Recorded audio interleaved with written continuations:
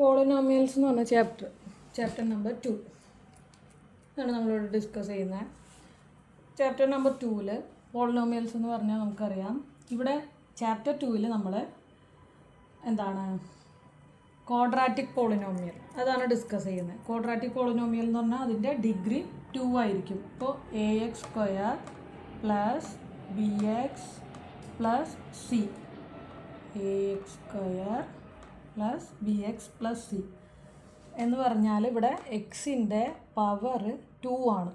എക്സിൻ്റെ പവർ 2 ആയിട്ടുള്ള പോളിനോമിയൽസ് ആണ് ക്വാഡ്രാറ്റിക് പോളിനോമിയൽസ്.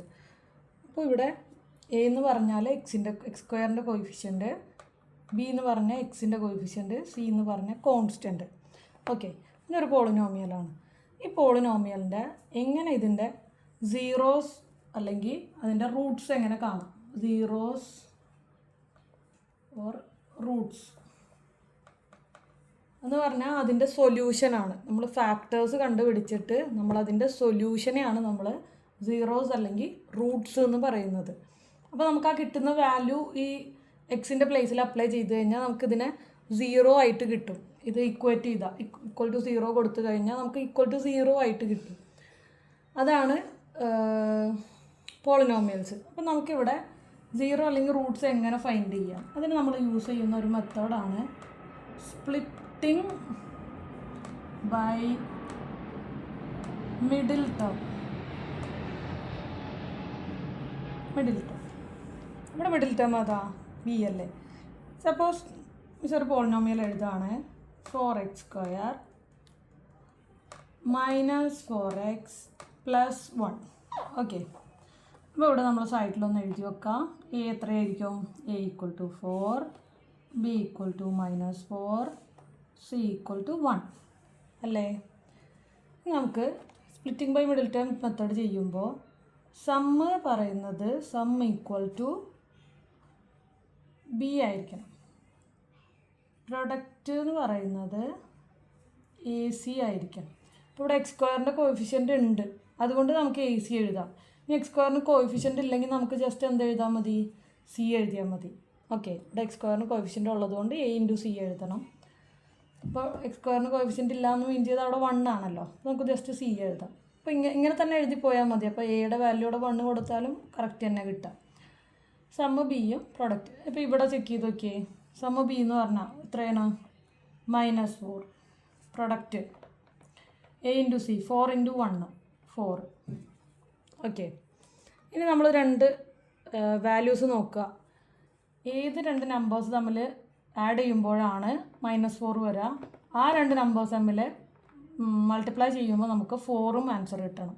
ആ രണ്ട് നമ്പേഴ്സ് പറഞ്ഞു നോക്കിയേ. 4ൻ്റെ രണ്ട് ഫാക്ടേഴ്സ് എന്ന് പറയുന്നത് 2ഉം 2ഉം തന്നെയാണ്. അപ്പോൾ നമുക്കറിയാം 2ഉം 2 വരിക. ഇനി ആ 2 എങ്ങനെ എടുക്കണം, ഒരു 2 നെഗറ്റീവ് വന്നാലാണ്, ഒരു 2 നെഗറ്റീവ് വന്നാൽ -2 × 2 എന്ന് പറയുന്നത്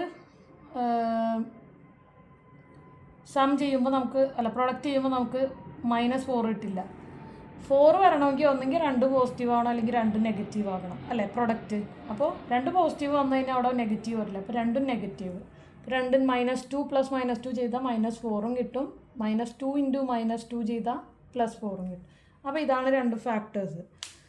അപ്പോൾ നമുക്കിനി ഇതിനെ splitting by middle term method വഴി ഒന്ന് എഴുതാം.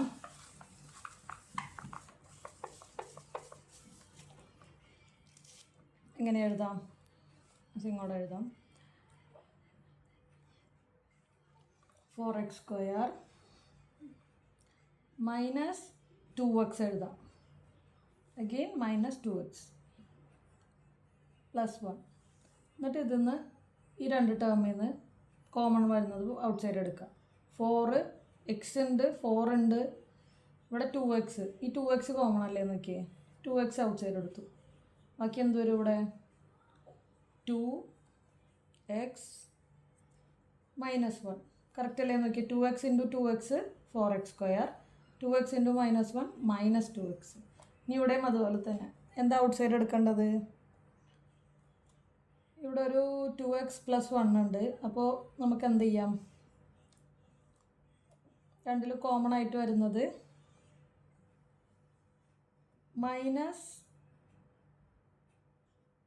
1 മാത്രമേ ഇവിടെ കോമൺ ഉള്ളൂ. നമ്മൾ -1 എന്ന് എടുക്കുക. -1 ഇൻറ്റു 2x ചെയ്താൽ എന്ത് വരും നമുക്ക്? അതായത് ഇവിടെ വരുന്ന വാല്യൂവിന് ഈക്വലായിട്ട് ഇവിടെയും ബ്രാക്കറ്റിൻ്റെ അകത്തും വരുന്ന രീതിയിലായിരിക്കും എപ്പോഴും ആൻസർ വരിക. അങ്ങനെ ചിന്തിക്കുക. ഈ സ്റ്റെപ്പിൽ നിന്ന് നമുക്ക് ഒരു കോമൺ ടേം എടുക്കാനുണ്ടാകും. -1 ഇൻറ്റു 2x എന്ന് പറഞ്ഞാൽ -2x, ഇവിടെ -1. -1 ഇൻറ്റു -1 എന്ന് പറഞ്ഞാൽ +1 വന്നു. അപ്പോൾ നമുക്ക് എന്താണ്? 2x ഇനി കോമൺ ഉണ്ട്. 2x - 1 ഇൻറ്റു ബ്രാക്കറ്റിൻ്റെ ഔട്ട് സൈഡ് എടുക്കുന്ന 2 ടേംസ് ഏത്? 2x - 1. ഇതാണ് ആക്ച്വലി ഇതിൻ്റെ സൊല്യൂഷൻ എന്ന് പറയുന്നത്. സൊല്യൂഷൻ അല്ല, ഫാക്ടേഴ്സ് എന്ന് പറയുന്നത്. ഈ ഒരു പോളിനോമിയലിൻ്റെ ഫാക്ടേഴ്സാണ് ഈ 2x - 1ഉം 2x - 1. ഓക്കെ, അപ്പോൾ നമുക്ക് ഇതിൽ നിന്ന് സൊല്യൂഷൻ എങ്ങനെ ഫൈൻഡ് ചെയ്യുക? 2x - 1 = 0 എന്ന് കൊടുക്കുക, ഇക്വേറ്റ് ചെയ്യുക. അപ്പോൾ എന്ത് കിട്ടും? 2x = 1 വന്നു. ഈ 1 RHSലേക്ക് പോയി. ഇനി നമുക്ക് എന്തെഴുതാം? 2x = 1 ആണെങ്കിൽ x = 1 / 2. ഇവിടെ നിന്ന് 2 RHSലേക്ക് പോയി. ഓക്കെ, അപ്പോൾ നമുക്ക് എക്സിൻ്റെ വാല്യൂ 1/2 കിട്ടി. അതാണ് ഇതിൻ്റെ 0 അല്ലെങ്കിൽ സൊല്യൂഷൻ. ഇത് എന്ത് ടൈപ്പ് പോളിനോമിയലാണ്? നമുക്ക് ഒരു ആൻസർ മാത്രം കിട്ടുന്നത്, ഒരു വാല്യൂ മാത്രം കിട്ടുന്ന ടൈപ്പ് പോളിനോമിയലാണ്. നമ്മൾ പോളിനോമിയലിൻ്റെ ഗ്രാഫ് അത് നിങ്ങൾക്ക് പഠിക്കാനുള്ളതാണ്.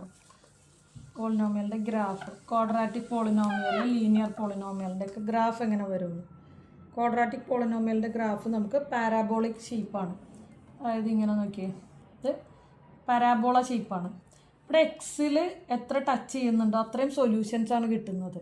ഇപ്പോൾ ഇവിടെ 2 വട്ടം ടച്ച് ചെയ്യുന്നുണ്ട്. അപ്പോൾ 2 സൊല്യൂഷൻസ്, അങ്ങനെ ഒരു കേസ് നമുക്ക് കിട്ടും, 2 സൊല്യൂഷൻ കിട്ടുന്നത്. പിന്നെ എന്താണ്? നമുക്ക് വേറൊരു ടൈപ്പ് പാരാബോള വരക്കാമല്ലോ. ഇങ്ങനെ വെച്ചാൽ നമുക്ക് നോ സൊല്യൂഷൻ. ഇനി ഒരു കേസും കൂടി പറയാം.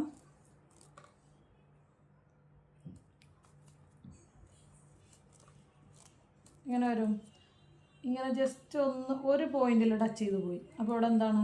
1 സൊല്യൂഷൻ. ഇപ്പോൾ നമ്മൾ ചെയ്ത പ്രോബ്ലം ഈ 1 സൊല്യൂഷനിൽ വരുന്നതാണ് അല്ലേ? നമുക്കവിടെ ഒരു സൊല്യൂഷനേ ഉള്ളൂ. ഒരു സൊല്യൂഷൻ എന്ന് പറഞ്ഞാൽ 2 സൊല്യൂഷൻ തന്നെയാണ്, പക്ഷെ അത് ഈക്വലാണ്. ഓക്കെ, ഇനി നമുക്ക് ഈ ചാപ്റ്ററിൽ വേറെ പഠിക്കാനുള്ളതെന്ന് പറഞ്ഞാൽ ഒരു ഇമ്പോർട്ടൻറ്റ് ടോപ്പിക്കാണ്. നമ്മളിപ്പോൾ ax² + bx + c എന്ന് പറഞ്ഞൊരു പോളിനോമിയലിൻ്റെ ആൽഫ ബീറ്റ എന്ന് പറഞ്ഞ് ഇതിൻ്റെ സൊല്യൂഷൻസ് സീറോസ് ആണ്. നമുക്ക് ആൽഫ, ബീറ്റ എന്ന് എഴുതാം. ഇങ്ങനെയാണെങ്കിൽ ആൽഫ + ബീറ്റ = -b/a ആയിരിക്കും എന്നാണ് പറയുന്നത്. ആൽഫ ഇൻറ്റു ബീറ്റ ആണെങ്കിലോ c/a ആയിരിക്കും. ഇവിടെ നോക്കിയേ, ഇവിടെ b മൈനസ് വരും, -b/a. പിന്നെ ആൽഫ ബീറ്റ എന്ന് പറഞ്ഞാൽ നമ്മുടെ സൊല്യൂഷൻസ് തമ്മിൽ, സീറോസ് തമ്മിൽ ആഡ് ചെയ്ത് കഴിഞ്ഞാൽ നമുക്ക് ഇവിടെ പോളിനോമിയലിൻ്റെ മൈനസ് ചെയ്തിട്ട് -b എടുത്തിട്ട് /a ചെയ്താലും ആൻസർ സെയിം ആയിരിക്കും. അതുപോലെ ആൽഫ ബീറ്റ എന്ന് പറഞ്ഞാൽ c/a നും ഈക്വൽ ആയിരിക്കും. ഓക്കെ, ഇതൊരു ഇമ്പോർട്ടൻ്റ് ആണ്. ഇതിൽ നമുക്ക്